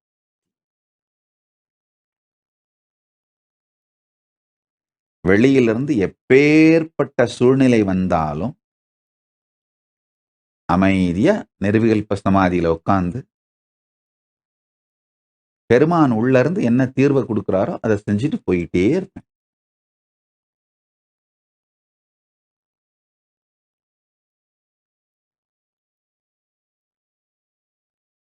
யாரெல்லாம் என் பலம் என்னவென்று தெரிந்து கொண்டு அதை உள்வாங்கிக் கொள்ள விரும்புகிறீர்களோ அவங்க எல்லாருக்கும் நான் சொல்ற வேண்டுகோள் இதுதான்.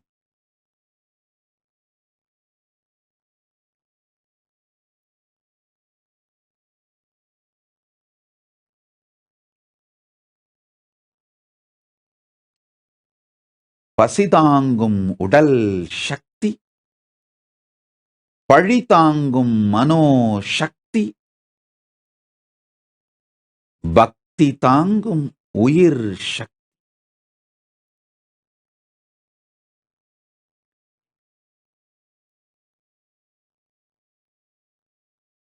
உலகத்துல எத்தனை விதமான போபியோ உண்டோ அத்தனை போபியோ கும்பலையும் என்னை அட்டாக் பண்ணிட்டாங்க. எத்தனை விதமான ஷேமிங் உண்டோ, அந்த பாடி ஷேமிங், இந்த ஷேமிங், அந்த ஷேமிங் என்னென்னவோ சொல்றோம் இல்லையா, அது எல்லா ஷேமிங்கும் பண்ணி முடிச்சிட்டாங்க. நேமிங், ஷேமிங், விஷத்தை கொட்டுறது எல்லாத்தையும் பார்த்து முடிச்சிட்டேன்.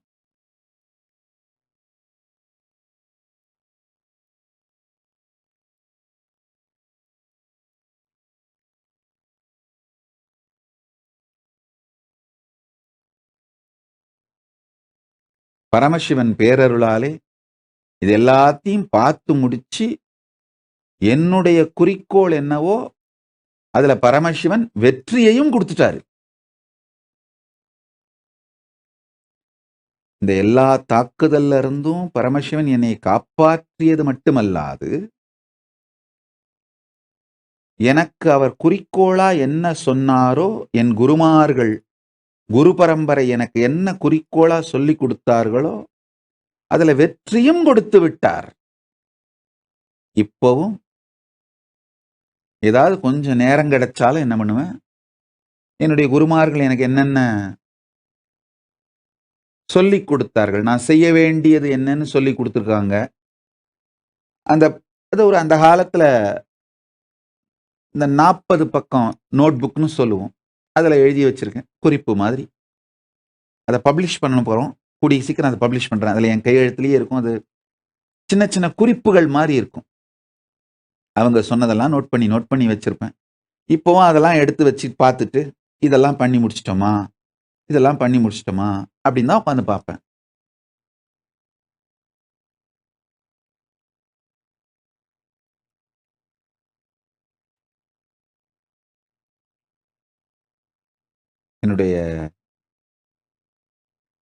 எனக்கு ஆச்சாரிய அபிஷேகம் பண்ணி வச்ச 230வது தொண்டைமண்டல ஆதீனத்தோட 230வது குருமகா சன்னிதானம் கடந்த 5 பரம்பரையாக 5 குருமகா சன்னிதானங்கள் நான் பிறந்து வளர்ந்த என்னுடைய பூர்வாசிரம குடும்பத்திலிருந்து சன்னிதானமானவர்கள் தொண்டைமண்டல ஆதீனத்தில். அது ஒரு மரபாக இருந்து வருகிறது. அவங்க எனக்கு கொடுத்த பல்வேறு விதமான இன்ஸ்ட்ரக்ஷன், நான் எதிர்காலத்துல செய்யணும்ன்ற செயல்கள்,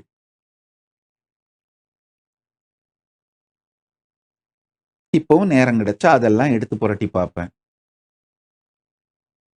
அவங்க சொன்ன பல்வேறு செய்திகளுக்கு வரலாற்று ரீதியான சப்போர்ட்டிங் டாக்குமெண்ட்ஸ், எவிடன்சஸ் ஆர்கனைஸ் பண்ணி கலெக்ட் பண்றது. ரிசர்ச்சஸ் மூலமா வரலாற்று ஆவணங்கள், இந்த கல்வெட்டுகள், வேற ஏதாவது கவர்மெண்ட் பப்ளிஷ் பண்ணி இருக்கிற நிறைய இப்பெல்லாம் டிஜிட்டைஸ் பண்ணி பப்ளிஷ் பண்ண ஆரம்பிச்சிட்டாங்க நிறைய ஆர்கனைசேஷன். அதுலெல்லாம் இவங்க சொல்லியிருக்கிற செய்திகளுக்கெல்லாம் ஏதாவது தொடர்பு, கொராபரேட்டிவ் எவிடன்சஸ், சப்போர்ட்டிங் எவிடன்சஸ்லாம் இருக்கான்னு பார்த்துட்டு இருப்பேன்.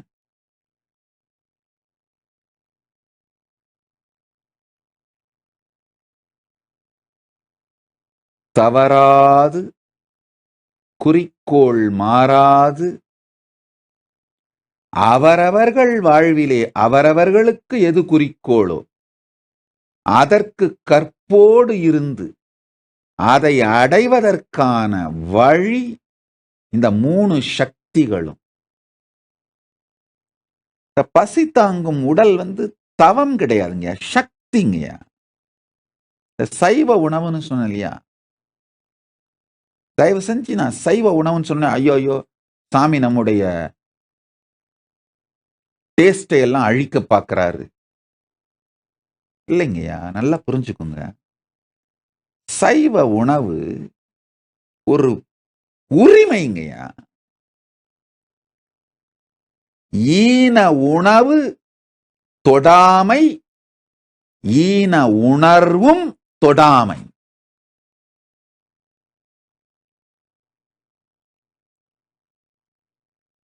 சைவ உணவு தவிர மீதி எந்த உணவாக இருந்தாலும் அது ஈன உணவுங்க.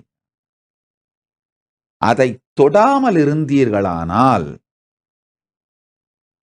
அதை உண்ணாது இருந்தீர்களானால், ஈன உணர்வையும் தொடாது உண்ணாது தள்ளி வைக்க முடியும்.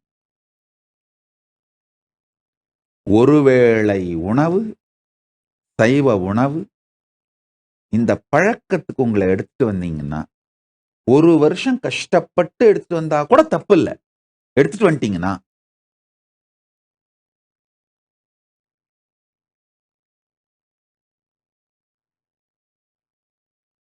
ஆரோக்கியம், உற்சாகம்,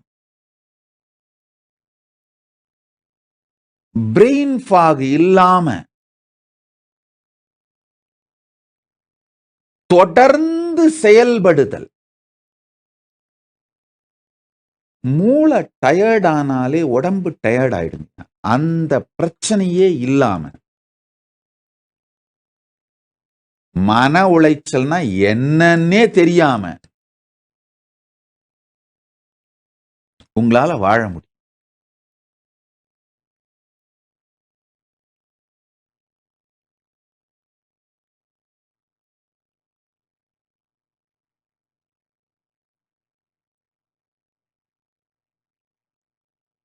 உங்க எல்லாருக்குமே சொல்றேன், இதை நான் அறிவுரையா சொல்லவே இல்லை. தயவு செய்து அறிவுரைன்னு நினைக்காதீங்க. என்னுடைய வேண்டுகோள், முடிஞ்ச வரைக்கும் கடைபிடிங்கள். முடிஞ்ச வரைக்கும் இதை உங்க வாழ்க்கையா பாகமா மாத்திக்க முயற்சி பண்ணுங்க. பசி தாங்கும் உடல் சக்தியும் பழி தாங்கும் மனோ சக்தியும் பக்தி தாங்கும் உயிர் சக்தியும். நான் என்னுடைய வாழ்க்கை உதாரணங்களை வச்சு உங்களுக்கு சொன்னேன். இதை நீங்க உங்க வாழ்க்கையில அப்ளை பண்ணி பார்க்கலாம். உங்க சூழ்நிலையில எப்படி இதை அப்ளை பண்ணணுமோ அப்ளை பண்ணி பாருங்க.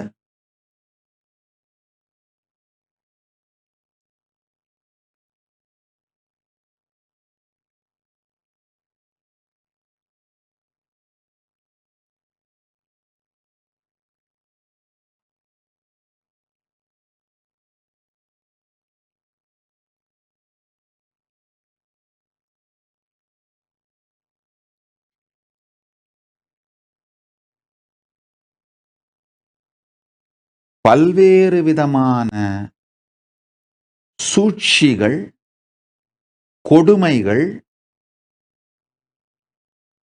கொலை முயற்சிகள்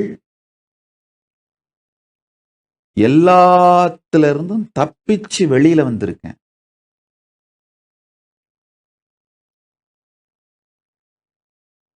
தப்பிச்சு வெளியில வந்தது மட்டும் இல்லாம, பரமசிவன் பேரருளாலே நான் பாதுகாக்கப்பட்டது மட்டும் இல்லாம, பரமசிவன் அருளாலே என்னுடைய குறிக்கோளையும் அடைந்திருக்கிறேன். இதுக்கு காரணம் என் குருமார்கள் கொடுத்த இந்த மூணு பயிற்சி. பயிற்சின்னு சொல்றதை விட சக்தி. சரியான புரிதல் வந்துவிட்டால் இந்த ஒருவேளை உணவருந்தி பசிதாங்கும் உடலை உருவாக்குவது பயிற்சியா கூட தெரியாதுங்க, ஒரு சக்தியா மாறிடுங்க. அது ஒரு வாவ், அது ஒரு பெருமைங்க.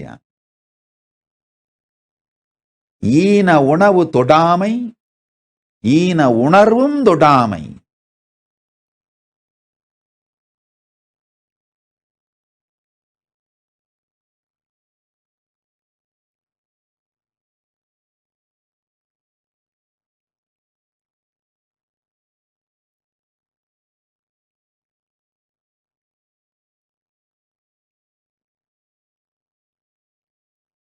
எப்பழியும் நம் வழியை விட்டு நம்மை மாற்றாமல் காத்துக் கொள்ளுகிற மனோசக்தி எப்பழி வந்தாலும் நம் வாழ்க்கையின் போக்கு, நம் நோக்கத்தின் போக்கு, உயிர் நோக்கு, அந்த நோக்கமும் மாறாது, அல்லது செல்லுகின்ற வேகமும் குறையாது.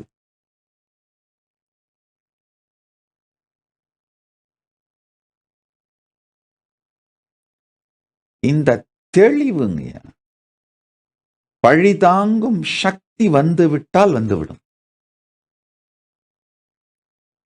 உண்மையில பாத்தீங்கன்னா, பழிதாங்கும் சக்தி வந்துவிட்டால் உண்மையான விமர்சனங்களை கண்டு அதன் மூலமாக நம்மை மேம்படுத்திக் கொள்வதும் கூட ரொம்ப இனிமையா சகஜமா சாத்தியமாகும்.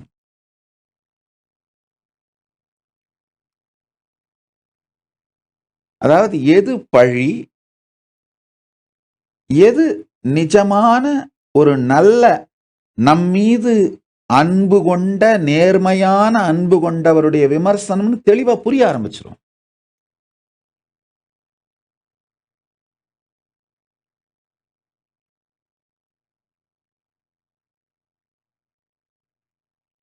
இந்து மீசியா கும்பல் அவர்களுடைய கொடுமைகள் இது எல்லாத்தையும் கோத்ரூ பண்ணி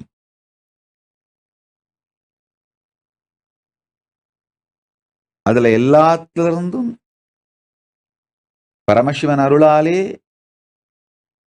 நான் காப்பாற்றப்பட்டது மட்டுமல்லாது பரமசிவன் அருளாலே நான் வெற்றியும் என் குறிக்கோளில் அடைந்திருக்கிறேன் அப்படிங்கிற அந்த காரணத்திற்காக, அது ஆக்சுவலா என்னுடைய பெருமை இல்லை, என்னுடைய குருமார்கள் எனக்கு கொடுத்த அருள், அதோட ரகசியத்தை இப்ப உங்க எல்லார் முன்னாடியும் வைக்கிறேன். அதனாலதான் அந்த சத்தியத்தை மீண்டும் மீண்டும் சொல்லுகிறேன். இது என்னுடைய அகங்காரமோ இல்ல வெற்றி கழிப்போ அந்த மாதிரிலாம் ஒண்ணும் கிடையாது.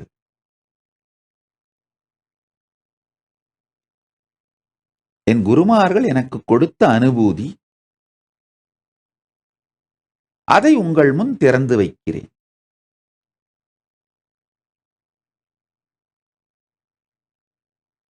அடுத்த சத்சங்கங்களில் இன்னும் விளக்கமாக வேறு வேறு சத்தியங்கள், என் குரு பரம்பரை எனக்கு அளித்த ஞானம், இவைகளை தொடர்ந்து பகிர்ந்து கொள்ளுகிறேன்.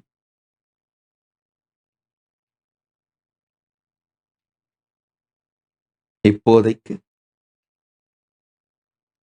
எல்லோரும் நித்யானந்தத்தில் நிறைந்து நித்யானந்தத்தில் மலர்ந்து நித்யானந்தமாகிட ஆசீர்வதிக்கின்றேன். நன்றி. ஆனந்தமாக இருங்கள். கல்பதரு தரிசனம். கல்பதரு தரிசனத்திற்கு பிறகு சத்சங்கத்தை நிறைவு செய்கின்றோம்.